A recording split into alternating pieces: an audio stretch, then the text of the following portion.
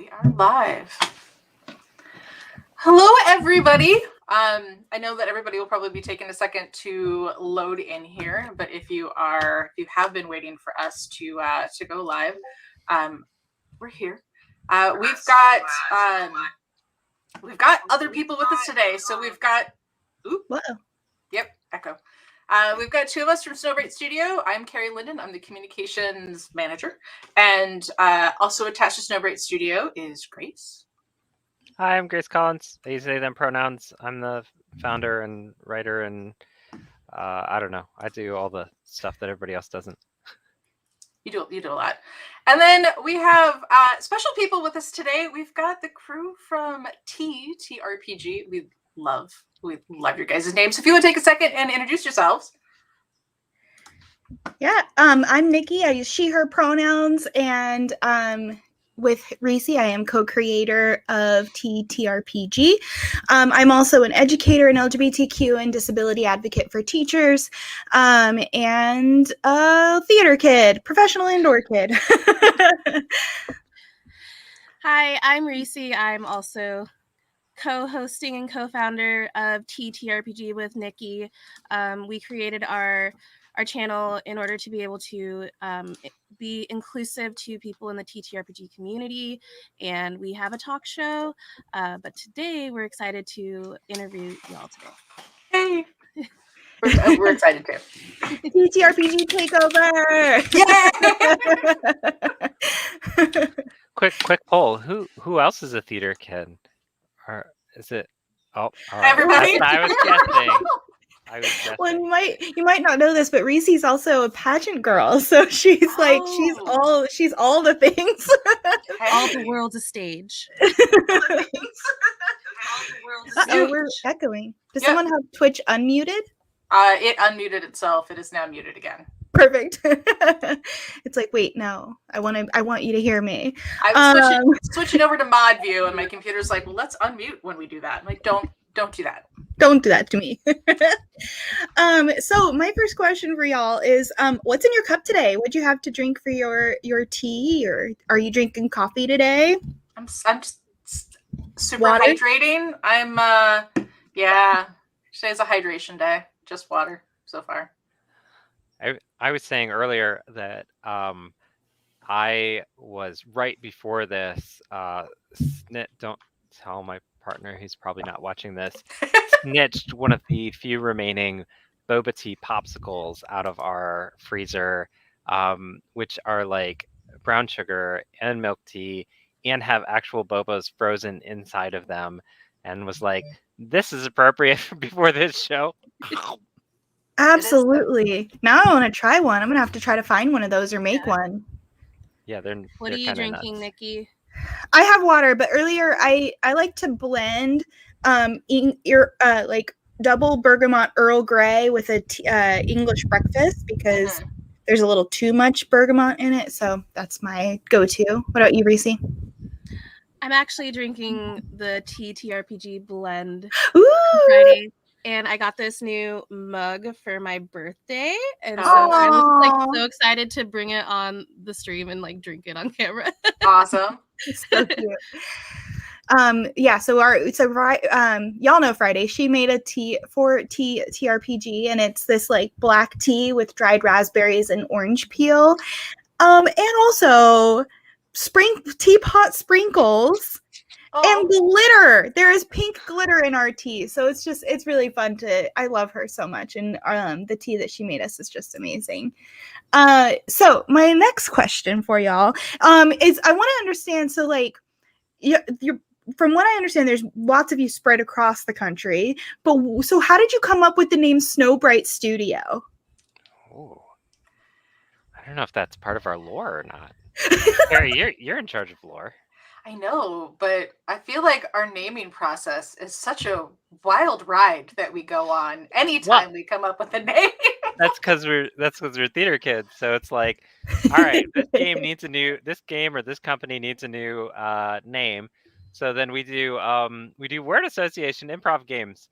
And we're like, all right, list them out. And then we get a list of like 50 options, which are 90% not good. No. And then we let them sit, and then the next week we come back for another meeting, and we all kind of like, we look through them and we're like, wow, these are bad, but except for these three. And then the next week after that, we come back and we're like, of those three, it's probably this one. I think that's what we did for this. So, Yeah. But I mean, we were trying to capture something that was like our big thing. Our big thing really has been that, like, I love Disney and I love watching Hallmark during the holidays and stuff.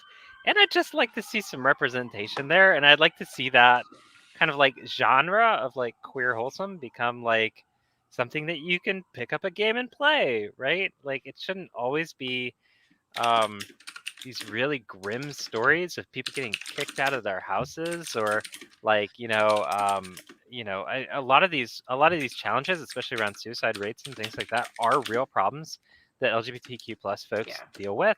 But that doesn't mean that that's what I want to curl up with with a cup of tea, Right. in like a December evening or something, right? So we really were kind of looking to solve that problem of like, what is queer Hallmark? What is queer Disney? What does that look like for a game studio? And so we wanted something that was heartwarming, but also kind of taps into that holiday vibe. It's always holidays something in our office. So you could be sitting by a fireplace with the fire going, with your cup of tea or hot cocoa, and your cat's in your lap, like that very cozy feel. Yeah. Absolutely. And I noticed that there is a coziness that you all are working on. And I found the part about LGBTQ youth and suicide rates and all that stuff really important. What people don't know, so as a teacher, I'm part of the equity group. I'm joining this group called Rainbow Brigade at my school, where the teachers are trying to help the other teachers understand queer issues and how they affect even elementary students, because that's been a thing. But what people don't know is that schools with gay-straight alliances actually have fewer cishet male suicides as well. And when you think about it, it makes sense because what does a guy who doesn't play sports get called? Like a lot of slurs that queer people get called. And so I think it's really important to understand that like it is really important for our queer students to have opportunities to explore life without danger and conflict resolution, which is a part of your game, and I'm really excited to talk to you about. But also that it's good for like all kids. It's really important. So, but how did you all get started working together? Had you worked together on other projects and then got together, or like people like you, your friends, or like how did you all start? This is my fault, I think. Right? You're to blame. You sort of slowly collected all of us. Yeah. Just grab people here and there. No, I mean, we founded a company. Really, this company kind of came about originally, so not to go too far back, but so I used to work in the government, and I worked under President Obama, and we worked on a lot of games and education initiatives, and including some related to LGBTQ plus issues. And then I was a career employee, so I didn't phase out with the different presidents, right? So I stayed for about a year into the Trump administration, and and then I decided to leave. And then after I left, I kind of came out, and we had like this big long list of things that we had been hoping to do. Obviously, we got none of those things done in that year under the Trump administration, right? Like they were all like, well, if Clinton is in there, maybe we can do this and this and this. And we'd made promises, and we had tried to achieve things. And so we came out of that really as a mission-oriented company. And so really it was kind of like grabbing people that I had worked with who believed in the mission and who wanted to kind of continue on this path towards what we were trying to achieve under the Obama administration and missed out on achieving. So that's how it started, really.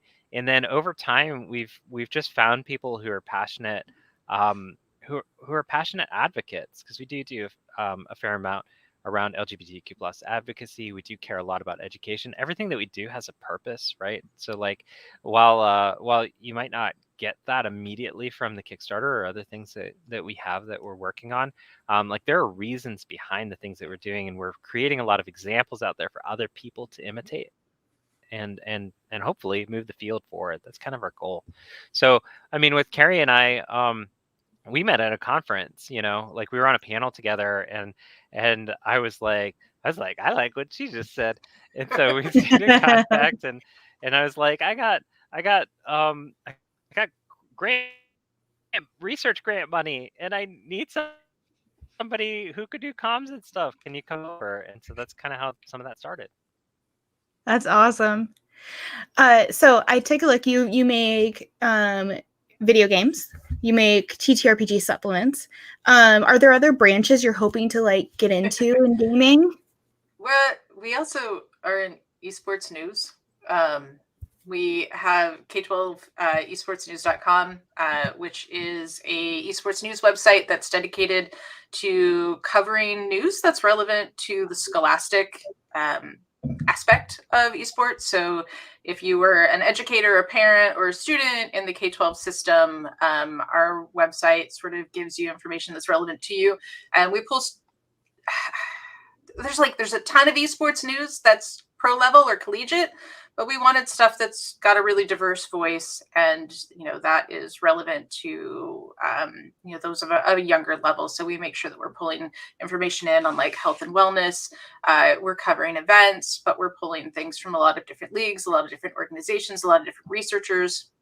So we're trying to bring in as many different voices as we possibly can, so that if you're an educator and you're running an esports program, and you have a diverse student body, you're going to be able to pull news that's relevant to everybody that you teach, and not just one particular demographic. So I think that's something that you often don't see, because Snowbright kind of lives in the game development sphere, but there is this other aspect of us that's over with K-12 esports news.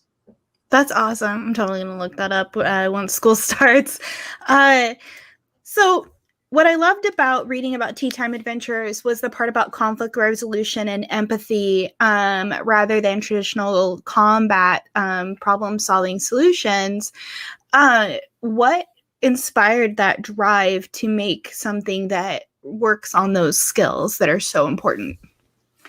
I think as Grace is currently offline. There we are. Are you back? Did you want to tackle that one, or? Yeah, I'm back. Okay. I'm sorry, I had to move inside. I'm on a MacBook, and like, as soon as it gets over 80 degrees, the MacBook's like, no, not anymore. No, sorry. These are not my ideal conditions. I was outside. I was like, oh, it's 78, and then I got up and I was like, no, not anymore. Sorry. As a DM/GM, right? For people like, it's like the person who runs the game. For people who aren't familiar with tabletop RPGs. I've had this like long history with running encounters and just like, guiding people through adventures and all that sort of stuff. I started GMing when I was 14, I think. It's been several decades, and one of the first modules that I ever did was called the Sunless Citadel, which is a famous 3rd edition D&D one, and you're going through the abandoned ruins, and you're looking for what ends up, spoiler alert for something that's over 20 years old. You find like this hidden dragon who's like buried under and it's all very epic, and there's an actual dungeon, and there's an actual dragon. So, check. Quintessential. And along the way, there's this little encounter that you have with kobolds, who are such an interesting little like creature in the D&D universe, and they've changed over time from like wolf-like to dragon-like. Here in 3rd edition, they're like mock dragons, right? Like they're people like little tiny dragon people almost, and they're kind of a joke. And they have a little village, and you walk in as players, and then you just kind of decide what to do, right? And in the campaign that I was in, they decided to kill everyone there. Right, like they killed the warriors, and there's like 20 warriors or something, 10 maybe, and then they slaughtered everybody else in the village too, right? And I was looking in the module, and I was like, this doesn't seem right. And there's like a little passage in there, and it's like, don't give experience if they kill all of the children kobolds as well. And I was like, that's it? Like, just don't give them bonus points for that? Like, that's awful, And I think that was kind of the moment for me that woke me up. Was like, there's some really deeply problematic things going on in these fantasy tropes of um, and this is aside from the exoticism and the inherent racism and everything else that comes along with it, but just the act that, like, hey, your reward for everything is like weapons of killing, and every time you use your rewards, you get more rewards for killing, right? And it got my players, who are nice people, right, like, to be like, maybe we should kill the kids because we might get bonus points, right? Like, that's the gameplay loop that they were in for Dungeons and Dragons, and I didn't like it. And so a lot of my career, my hobby, as a GM has been to create ethically gray situations for folks that they have to ask themselves as players, like, I don't know if there is a win situation. We're not, the United States military flying into a place and taking over and restoring order and whatever sort of jingoistic things that can kind of come along with some of these parallels. And sorry, this is a rant now. No, you're fine. I love rants. Get on your soapbox. Yeah. And really ask, giving them multiple options, and none of those options feel great, and really making them move beyond that. And the other thing that I really, really, really hated and always exploited as a player is that if you roll high enough, you can convince anyone to do anything, right? So it's like a simple die roll, and you could be the most ineloquent person in the world, and suddenly you've got the king, like, putting a shoe on his head. Like it's weird, right? And so both of those things, when we decided to make Teatime Adventures, we tried to roll back a little bit and say, like, first of all, you're not getting rewards that are death instruments. That's just not something that you're going to get. You're not getting rewarded for killing people because it doesn't actually solve problems. That creates more problems, right? Like, that is antisocial behavior. That creates more problems for society.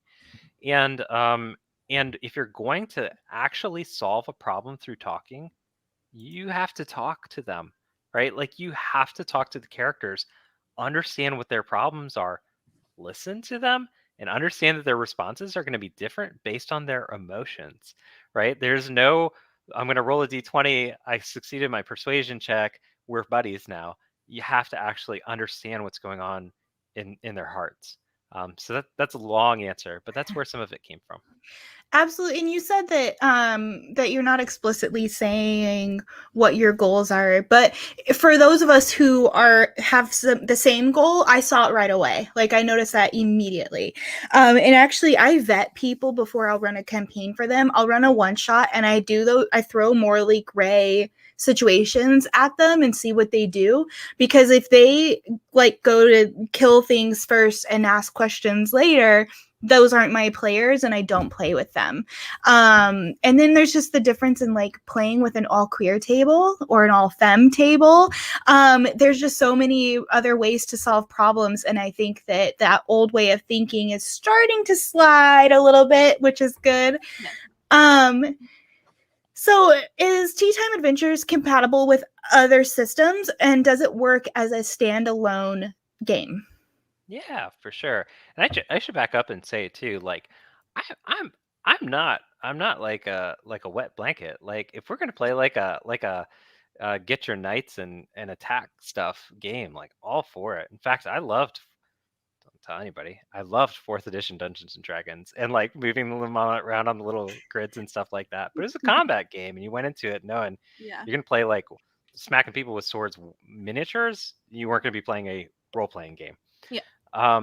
But yeah, no. So this is going to be under the open gaming license. A lot of it is plug and play compatible with 5th edition Dungeons and Dragons. It's D20 based. If you're having people who are familiar with that, they'll slide almost immediately right into it, no problems. If they're not, it's fairly rules light compared to other systems out there. So again, it's a really easy transition for people who are brand new to tabletop role playing games. But there's nothing inherently D&D about it at the same time. So outside of it being a D20 system. So if you wanted to bring any other system, GURPS or whatever, it wouldn't be a very hard conversion to that. And really the what we're focusing on are the creation of the town. We have like around 30 points of interest. The NPCs, again, we have like 30 or so NPCs with actual backstories and personalities. The mysteries, which are some of the hardest things for the GM, right? Getting the pacing down, the reveal at the end, getting a timeline. We're including timelines so that you can actually sort what's going on in each one. Giving those kind of tools to the GM so that they can work through that. That's system agnostic, and we're hoping to see that people explore with whatever their favorite system is. That's awesome. So I'm super excited to bring this to my classroom. Once the kids can sit facing each other, we will figure out how to do that, hopefully someday. How important are LGBTQ and disability inclusive games for families? Like, what drew you to designing games that work with families and students? I mean, I think we've got a lot of teachers that have been attached to this project. Like, a lot of us have an education background. So when you're talking about, kids and families, I think that's been embedded in who we are and what we do for a long period of time. Whether it's, game design or esports or just, the act of teaching, we really can't separate them. I mean, you've got kids are important, adults are important, that family relationship is important. So making a game, I think for us, making a game that is, relevant and accessible and playable in that kind of unit is key. And then, coming down to like representation, it's huge. We've got a staff that, there are, we're an LGBTQ studio. So there is a lot of LGBTQ representation within our team.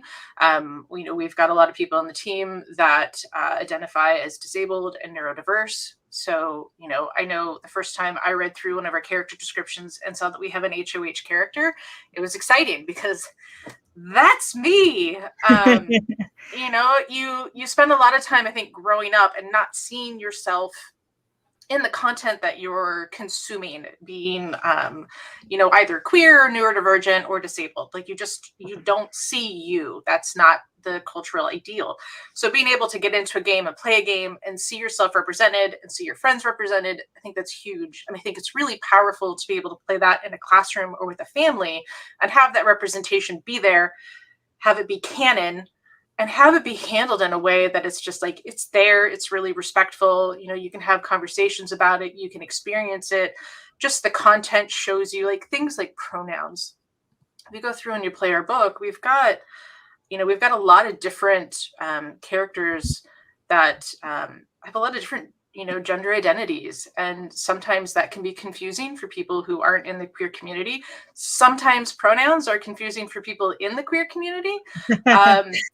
So to be able to sit and read through a unit and have, somebody who's a she, they, have that dialogue drafted out and seeing how they switch between she and they, or seeing somebody that doesn't use pronouns and how they go and have a dialogue and talk about somebody without using any pronouns at all. I think that can be a really powerful tool, especially in a family unit, because everybody can see how that works and processes, and they can have conversations about it, but they can just experience it together and play through it. And if you're an educator and you've gone through and study different things with pedagogy, play is learning, play is work. So if you've got the opportunity to play, you're potentially learning some really powerful, important things in that process. Absolutely. Go ahead. I'll plus one that and say, like, this game shouldn't be the first time that a child or a grandparent has ever heard of a non-binary person. But if it is, that's great. And I'm glad that it exists to do that. That's awesome. I love that. And I think that, so one of the big things that I like, representation matters, that comes up a lot for me is that I work in elementary, and a lot of people think that elementary students are too young to learn about LGBTQ issues. However, having been a LGBTQ 8-year-old, I knew I was different at 8, and I had, like, last year we had two in our group of 80 students, and our group of 80 fifth graders had 2 openly trans students, multiple openly bi students. And so it's just like we know even when we're that young. And so to be able to have kids explore that and see themselves in the stories that they're reading and the things that they're doing is so important.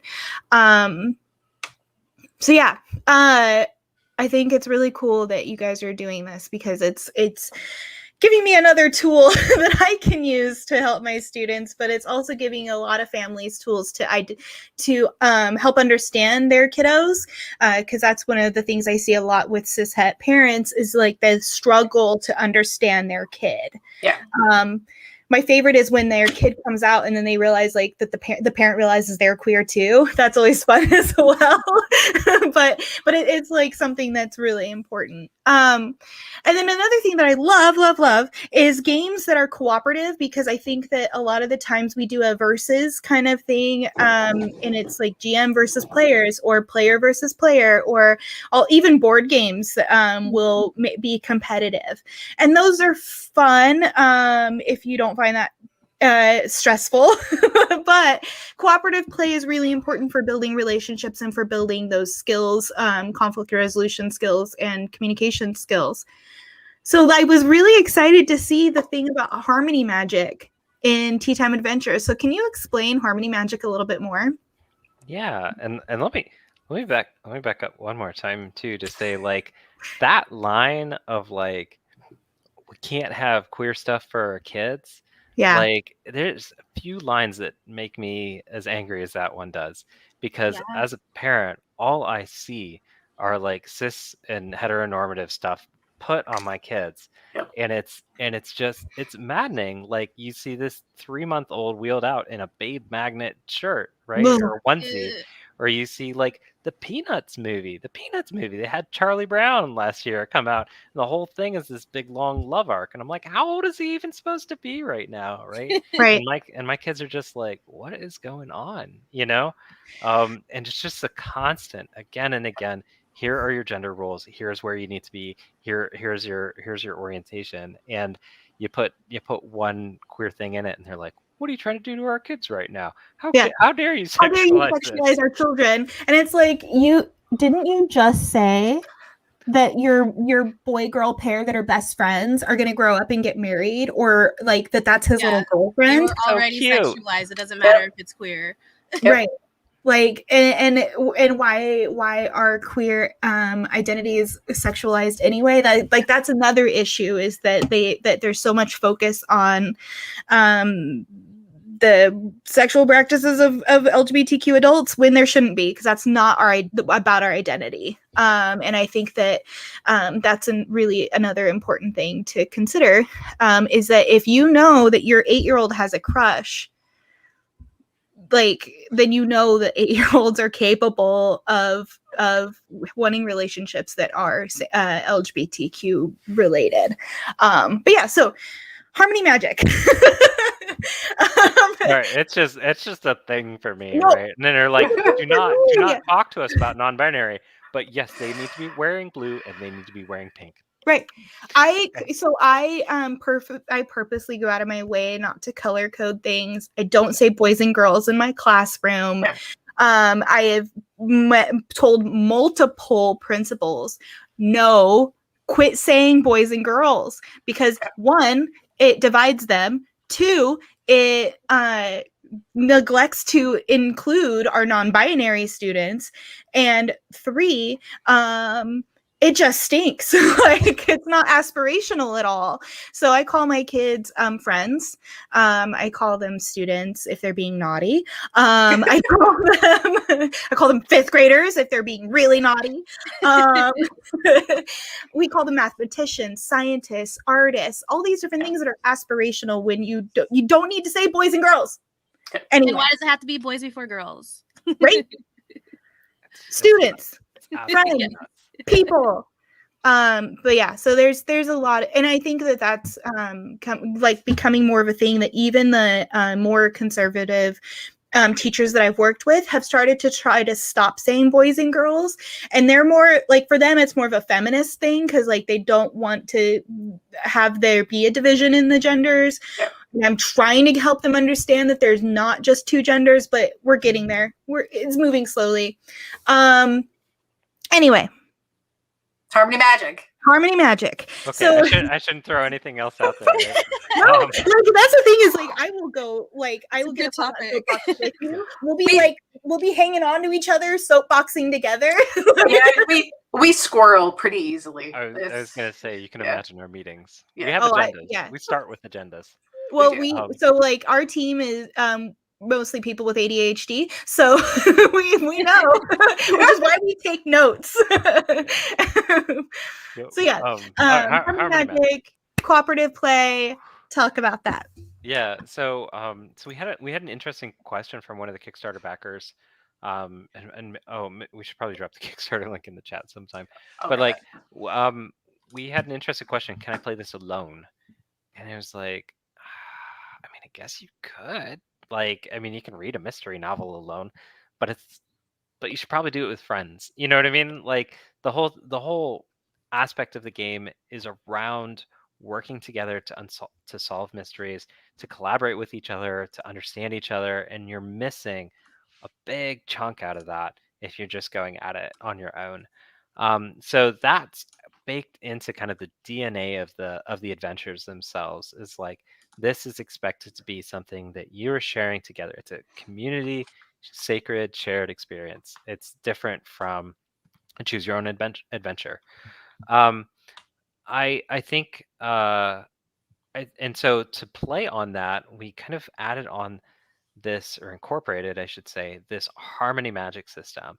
And that really came from another thing I noticed after a couple of decades of GMing, which is that spellcasting in Dungeons and Dragons is awful. It's just awful.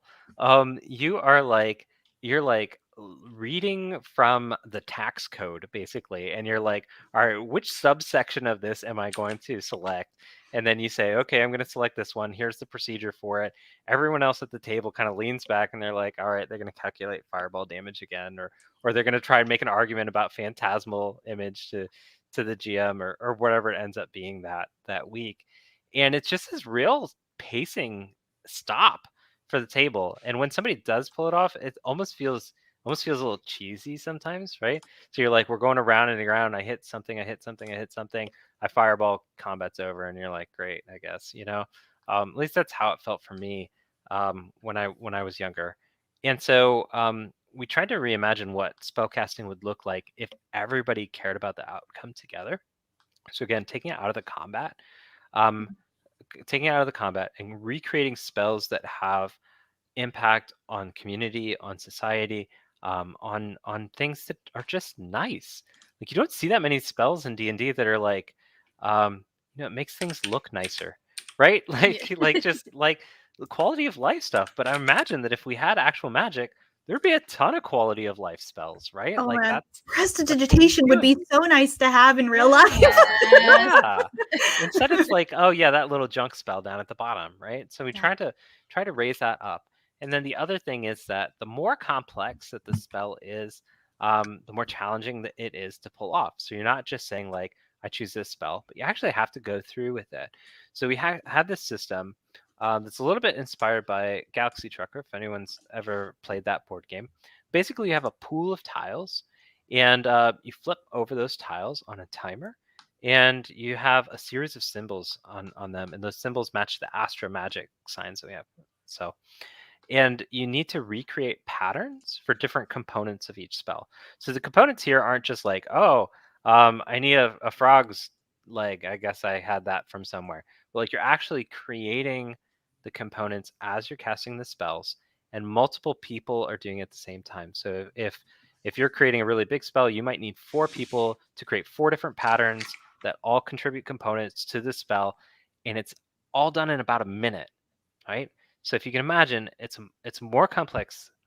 It's a more not complexity isn't the word, but it's like a more integrated experience, a more realistic, I think, simulation of magic casting, and something that everybody can rally around. And it only takes a minute instead of whatever else goes on in Dungeons and Dragons games. So that's not the best that's not the best explanation of it. But we're really excited because when we've seen this being played, and I'm really excited for the box sets to get out, because I think people will get it once they start playing. I know they will when they start playing it.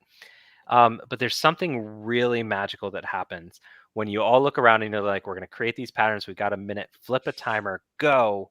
Everybody is able to pull off their patterns. The spell succeeds. Life is better. That's a really wonderful feeling to bring to the table. That's really cool, and I kind of want to take it and place it towards Monster of the Week with the big magic part. I'm gonna see if I'm gonna have to increase my pledge because I'm gonna see if I can do that.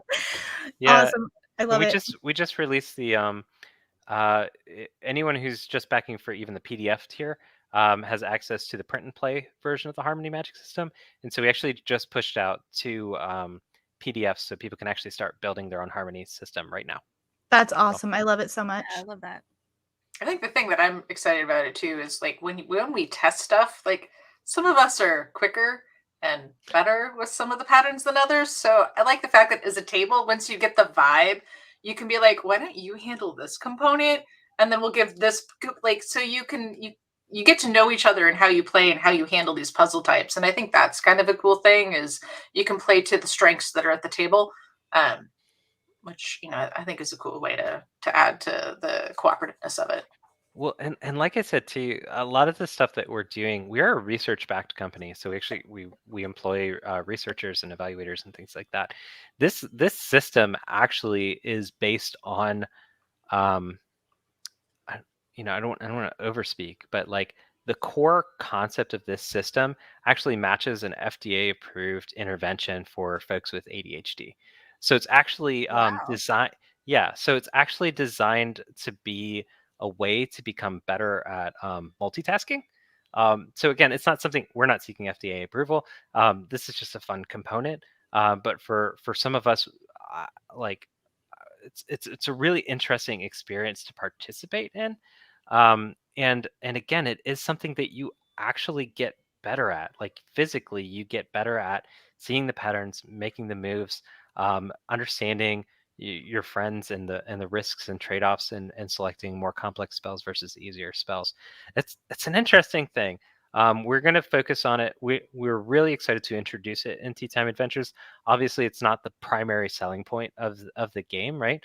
The primary selling point is like sitting down, having tea, and solving a mystery together, right? Yeah. But we are hoping in future releases that we give the Harmony Magic system a chance to shine.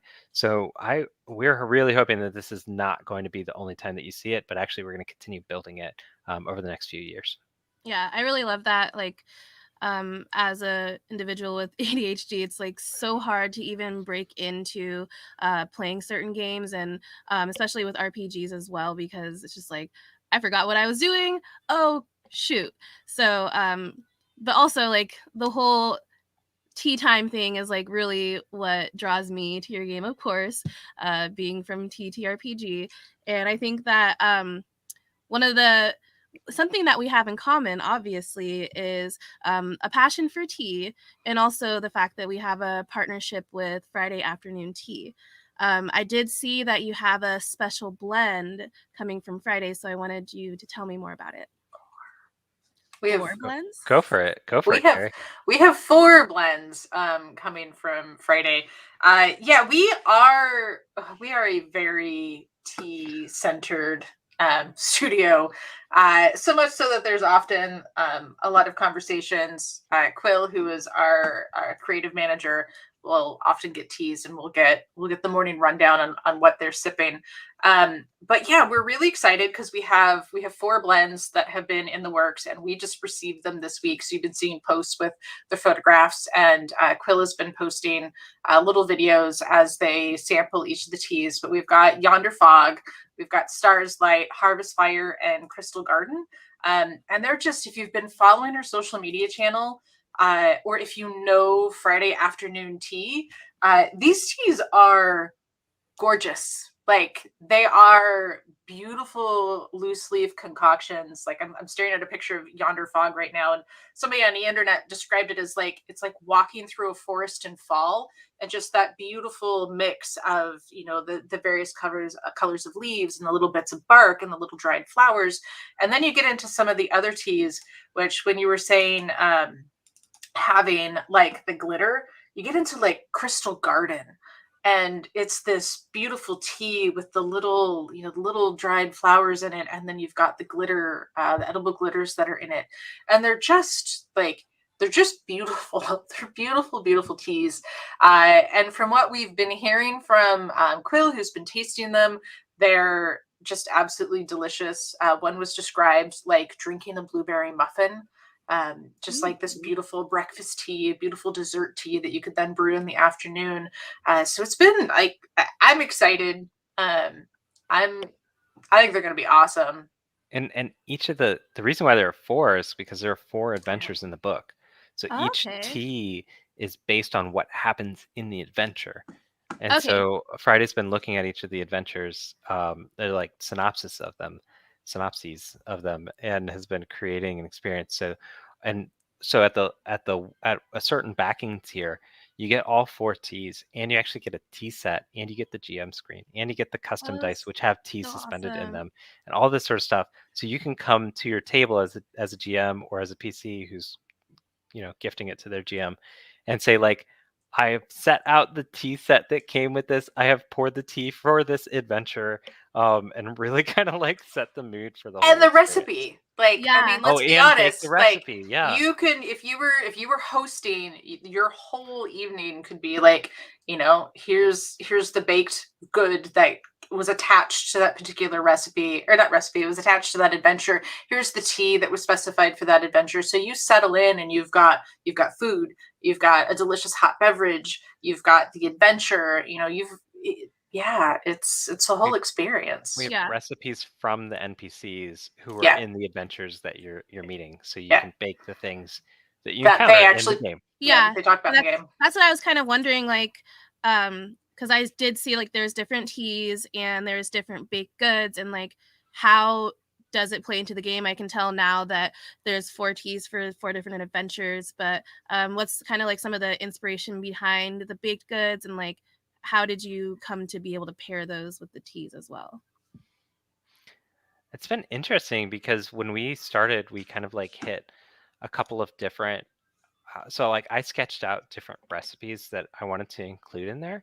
Mhm. And then as we've gone along, we've actually swapped them out for other recipes as we've kind of written more and more of the adventures and seen like, you know, this is really a key moment in the adventure, or this is really a key person in the adventure, so they should be featured instead. But it's interesting. It goes to a lot of the different themes that come along with that.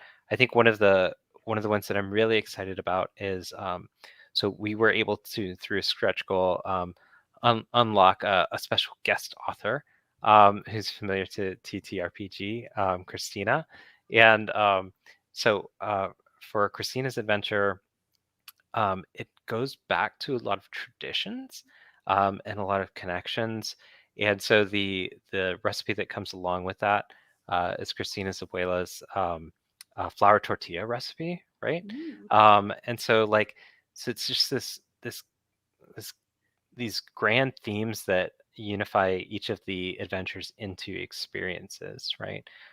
Which again, if you're particularly at that higher backer level of where you're setting up the tea set and the tea and making recipes and all this other sort of stuff, it's really what it is about creating an experience that's unforgettable. As a game designer and as a game teacher, I've always game design teacher. Sorry, I taught high school game design. I was told in university. I would always tell my students, like, if you can put one surprising moment in a game that you've done, no matter how awful the rest of your game is and how many glitches and stuff, if you can truly surprise somebody in it, that's a memory that they're going to take with them. And so I'm hoping that with each of these adventures, there's that moment that kind of is like, whoa, right? And so they can forget, you know, failing at the dance competition that's in there, or some of these other moments, and just remember those moments that really surprise and stay with them. yeah, it's kind of like personalized to the creator that's writing the story, which is really cool because you kind of get to know that person while also enjoying something that they had enjoyed or had a memory of. So I like that. So congratulations on making an amazing Kickstarter page. Like, it looks so good, very clean and professional. It has so much good information. But the first thing that I like really noticed was the artwork. Could you tell me more about like how you chose the artwork or who the artist is and what kind of that process was? Yeah, we have an amazing little art department. Quill Kalat, which I mentioned earlier, who's been posting the videos sampling our teas, and Bria Lancaster, and they are both just fantastic artists. Quill really, I think, has been behind the wheel of setting the tone, and kind of creating that overall vibe. And the two of them together are just a creative machine. If you look at the Kickstarter, I think on our end, you're like, oh, it would be really cool if we could do this. And then 45 minutes later, a little image appears and you're like, oh, where did you get that? They're like, yeah, well, I drew it. Oh yeah, I forgot. Artists. Yeah, you guys do that. So like when you go through the pages of this book, when this book gets in your hands, every single page is going to have art on it, and all of that art is generated from these two amazing brains that have been creating all the renditions of the characters, all the little sketches. So it's really fantastic what they've been able to do is set that tone, and the process really starts with kind of a mood board.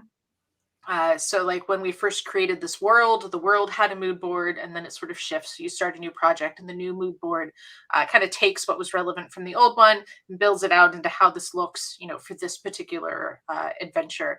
So it's, it was really cool seeing sort of how some of those characters transition from the world in general into Teatime's Adventures, because it has a slightly different feel. But yeah, the art has been amazing.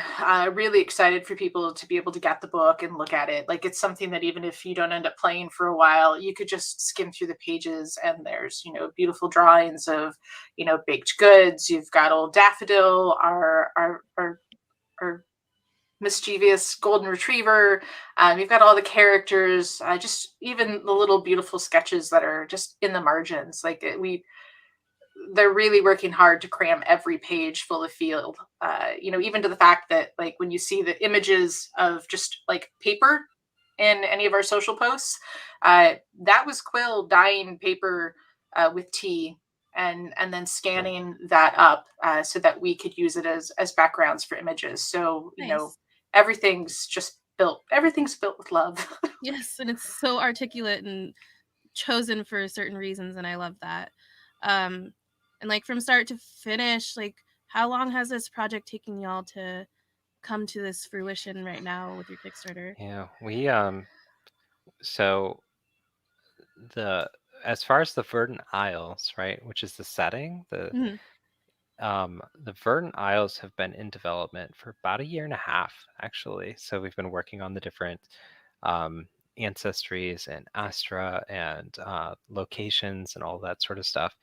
And we're hoping actually to place multiple games in the Verdant Isles.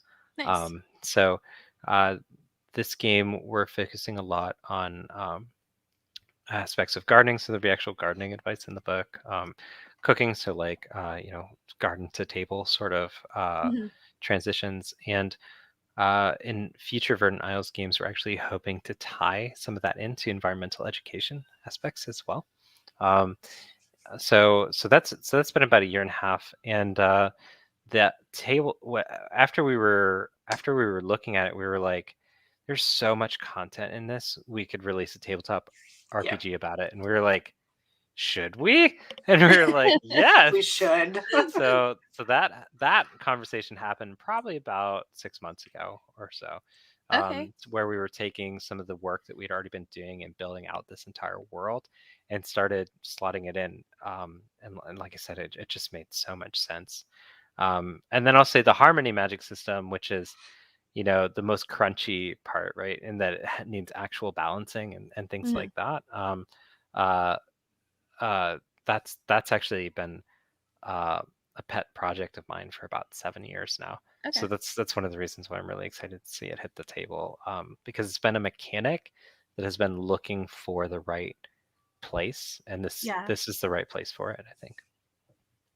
All right. Well, could you tell me more about like the world of the Verdant Isles? Like I noticed like by watching the video on your page that like people were talking about characters like I'm a total deer or Deerkin, yay! Okay. Yeah, and I'm just like, okay, like are those like classes or races or how does that work in your world? So the Verdant Isles is it's a group of several islands that are located, relatively close together, and every ancestry, which we have the deerkin, we have the hop top, we have the snootling, and the floridops. So we've got a lot of different culture groups. All the ancestries have like a home area. So if you were a snootling, you would have originally originated from the southern island, but the whole focus of sort of the overarching culture of Verdant Isles is one of cooperation and care for the environment. So everywhere you go, you're going to find all the ancestries. So it's not like you're going to go to a town or a village and you're going to be like, there's no deerkin here. Everybody's everywhere. Everybody's cooperative. They share their cultures. There's another underlying aspect, which is the Astra. And the Astra is sort of like the key components that make like key elements of our personality. So if you were following our social media post, we had a whole series of them a couple weeks ago. I'm a ripple. So I'm a communicator. I'm somebody that likes to kind of hold communities together. It's an underlying part of me. So as a ripple, I would have just as much in common with other ripples. So like you'd have a same tight relationship regardless of your ancestry with other people in your own astro sign. So it's a very communal community. Originally we described it as solar punk, which is a very environmentally forward sort of world. So we're looking at there being a really high value placed on caring for the environment and everything that's in it, and that sort of cooperative nature exists within kind of all of the world that we've created. I'm really excited because this game brings us out of Amberhaven, which is the island that we've been living on with all our other content, and has brought us up to the northern island. So it's a completely different sort of biome and area for us to explore, and has given us a lot of new characters to get to meet because we've been working with one set and now we're expanding and getting to meet people from all over the world that we've generated, which has been really exciting as a team member. And if you just want to know more about the Verdant Isles, Carrie's actually been posting microfiction about some of the people who live there on Twitter and Instagram over the last I don't know, how many months has it been now? So Grania and Allura have been live for probably maybe almost a year now, at least 9 months. So yeah, Grania you'll get to meet in this series of adventures, and Grania is, if anybody has ever been gifted a plant and like received it with excitement and trepidation, like am I going to be able to keep this thing alive? That's Grania.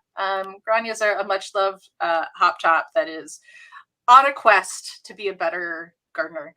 And then we have Allura, who I just love. And Allura is a deerkin who works as an emissary for the Amberhaven government. And so she is all over the place on the ship, the Marsh Wren, having adventures with her Finfolk best friend and just getting to meet everybody from all the other different, towns and areas. So yeah, they're on our Twitter feed. You can find them on Thursdays. Yeah, that's awesome. I'm definitely gonna have to check that out. And like, I think kind of knowing some sort of like really awesome backstory of the NPCs is gonna really draw people in and help people be able to dive into their own character. And basically, it's just like I want to be friends with these imaginary people or creatures. We've got some great NPCs to be friends with. Yeah, that's awesome. So could you tell me more about what are your backers going to receive from you when they do back your project? Yeah, that's a good question. It's a hard question because we've unlocked at this point, I think, 30 stretch goals. So it's getting a little woolly, to be honest. There's a lot of things that are like shifting around a little bit. But anyone who backs for $1 gets a like little mini setting guide, PDF setting guide for the Verdant Isles, as well as an app that we're hoping to release soon, pending Nice. Google and Apple. But we're hoping to maybe get it out even before the end of the Kickstarter. And that includes all of the lore for the Verdant Isles, as well as an interactive map of the town, Oakenbend, and an Astra personality quiz, so you can see which Astra sign you most align Oh, with. nice. Yeah, those are all stretch goals that have been unlocked, which is amazing. And so that's at like the dollar range. $25, you get the PDF book, and also the PDF version of the Harmony Magic System, print and play, so you can cut it out and play with it on your own. $50, you hit the hardcover book, which is, like I said, really going to be a work of art. Yeah. We're hoping that anyone could put it out on their tea table or their coffee table, if you will, and just set it out and be like, I want to flip through this because it's 200 pages of gorgeous illustrations. And above that, kind of like the big box is the 250 level. That's a luxury set, and that's the one that comes with a tea set. It comes with the 4 teas. It comes with the hardcover book. It comes with the trifold GM screen. It comes with, again, transparent, glittery resin dice that have actual tea leaves suspended in them. It comes with player mats. It comes with Harmony tokens that you can actually use. And I feel like I'm forgetting something too. There's a lot of stuff. Component cards, yeah. There's a Component lot. cards, yeah. And then the PDF of everything. So if you need access to PDF, all the hard copy backing tiers have PDF versions. There's a lot of stuff. It's a big box, and those are extremely limited run. So they most likely will not be available after the Kickstarter. We will probably be doing. Anyways, it's very limited run. And then above that, we actually have a series of collector's tiers that are a max of 1 backer per, because you actually get the luxury box, but you actually get the hand painted art from Quill as well. Wow. So you can, so if you like, my favorite is Holly, Tumbledown, and Daffodil, and Holly's dog Daffodil, old Daffodil, yeah. Cute. Because it's just a gorgeous piece of art, and then to have that actually framed from Quill, who's an amazing artist, is pretty special, I thought. And then above that, we have a number of retailer tiers that we've been asked by a couple of retailers to put out there too. So that's awesome. so retailers can grab 10, 20 books, 10 boxes, things like that. So yeah, I think that's all of them. Gosh. I think that's all of them. Yeah. Yeah, that's a lot, and that's really awesome. What's your ultimate goal for your Kickstarter campaign? I think we really went into this saying, like, we're not expecting Avatar, the tabletop role-playing game, for the moment, right? Like, if anybody hasn't been following that, it's like, were they even expecting that? Yeah. I think they were expecting something, but we didn't really come in for that. What we came in for was to create a place and create a community around shared ideals of like compassion and kindness and role playing, and to show that that could work as a place, and to get eyes and hearts on it, I think. So so we'll see if this is a success. I mean, the Kickstarter has been more successful money wise than we expected financially. But really what we hope is that this makes a mark and surprises people out there, like I was saying before. So if we get to next year and we see a subreddit about it or something like that, although we should just create like Cozy RPGs subreddit, like that should just exist. But if we see people like referring to this or learning from this or building off of it, I think that would be the most impactful thing that we could do. I'm really glad to hear that. Like, a lot of Kickstarters are just only talking about like the monetary and financial goals about it, and the part that's near and dear to my heart when it comes to gaming is like really hoping for the players to have an experience that makes them feel welcome and cozy and just all around good fun. So I really thank you for having that type of outlook on it, and I really hope for the most success that you can possibly get out of that. And hey, maybe even one day we can do a run of your game on TeaTRPG. Absolutely, that would be awesome. So I know Christina's done an awesome job GMing for you in the past. Yes, so fun. So, are there any other members of your team that you wanted to give a shout out to? Oh gosh, there's a lot of people we've had. I think that's something that, and maybe we didn't mention this before, but like this is our job. Like there are several of us who are like full-time employed working on this, and that's a lot different, I think, than some other RPGs out there where it's like, and no knocks against them at all, but like it's hard when you're like, hey, I'm gonna hire a contractor and they're gonna do a piece of art for $100 about something I care deeply about. Like everybody has been in all of the creative team meetings about this for like a year and a half. So when a character comes up or a character's fortunes change in the game or something, people care on the team, and it's really created a moment. So if you see those special thanks and like the team members on the Kickstarter page, like that's not just for fun. Like those people made actual decisions about people, places, things, and all that. So, but I have to give props to Danielle Anderson, our developer, our software developer, because she's been working hard on getting that lore app up and running and out. And so I think it's easy to forget her involvement sometimes in the pen and paper stuff, because it doesn't touch Unity or digital production or whatever. But she's been really critical in a lot of this, and just all of the friends that we've made, I think are really important too. But I don't know if I'm doing this justice. Carrie, what else should we say, comms person? I mean, I think you touched upon a lot of it. Like we have a lot of people that have been attached, to the projects. And if you're on the Kickstarter page and you go down that list, that's people who are currently on the team. That's the people that we've collaborated with just on the Kickstarter project. And then it's also the people that have worked on this world. So, we've got thank yous to people who helped birth the world. We've got people that have been, key keepers of the lore and have created a lot of the backstories for some of the key characters that you may or may not meet in this series of adventures.